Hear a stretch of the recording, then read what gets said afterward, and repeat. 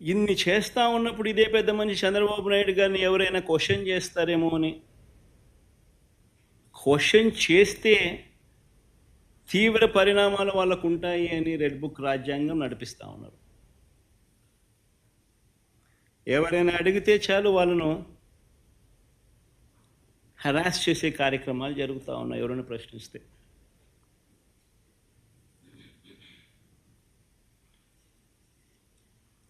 ఎవరైనా మా హామీలు ఏమైనాయని చెప్పి మన రాయచోటిలో చంద్రబాబు నాయుడు గారిని ప్రశ్నిస్తే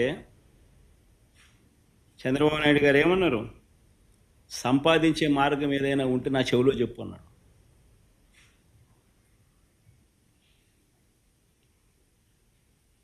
అంటే ఎంత వెటకారం అయిపోయిందనంటే, నువ్వు రాజకీయ నాయకుడివి, నువ్వు మాటిచ్చావు, అన్నీ తెలిసి నువ్వు మాటిచ్చావు, మాటిచ్చిన నిన్ను ప్రశ్నిస్తే సంపద ఎలా సృష్టించాలో నాకు తెలియదు, నువ్వు నా చెవిలో చెప్తే నేను తెలుసుకుంటాను, నువ్వు సంపద నేను సృష్టించిన తర్వాత నీకు ఇస్తాను అంటున్నాను. ఎక్కడ ఎంత వెటకారంగా ప్రజలతో జీవితాలతో ఆడుకుంటా ఉన్నాడు ఈ మనిషి. చీటింగ్లో పిహెచ్డి తీసుకున్న ఈ వ్యక్తి ఆయన నటన అన్నది ఏ స్థాయిలో ఉంటుందనంటే,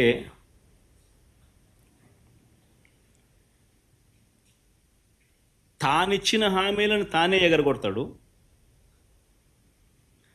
ఎగరగొట్టి చాలా బాధగా ఉంది అంటాడు, ఆవేదనగా ఉందంటాడు, రాష్ట్రం క్లిష్ట పరిస్థితుల్లో ఉందంటాడు, భయం వేస్తుంది అని కూడా అంటాడు, రాష్ట్రం ధ్వంసం అయిపోయింది అని కూడా అంటాడు.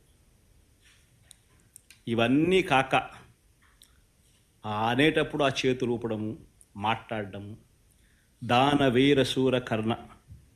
ఎన్టీ రామారావు గారి సినిమా మీరు చూశారో లేదో కానీ, ఆయనకు కాదు ఏదైనా అవార్డు ఏదైనా ఉంటే నటనలో అవార్డు ఇవ్వాల్సింది, చంద్రబాబు నాయుడు గారికి అవార్డు ఇస్తే ఇంకా బాగా పర్ఫెక్ట్గా సరిపోతుంది. ఆ స్థాయిలో నటించే కార్యక్రమం. నేను ఇవన్నీ చెప్పా ఎన్నికలప్పుడు, ఇలానే జరుగుతుంది అని చెప్పా. చంద్రబాబు నాయుడు గారిని నమ్మడం అంటే చంద్రముఖిని నిద్రలేపడమే అని చెప్పా. చంద్రబాబు నాయుడిని నమ్మడం అంటే పులి నోట్లో తల పెట్టడమే అయ్యా అని మొత్తుకున్నా.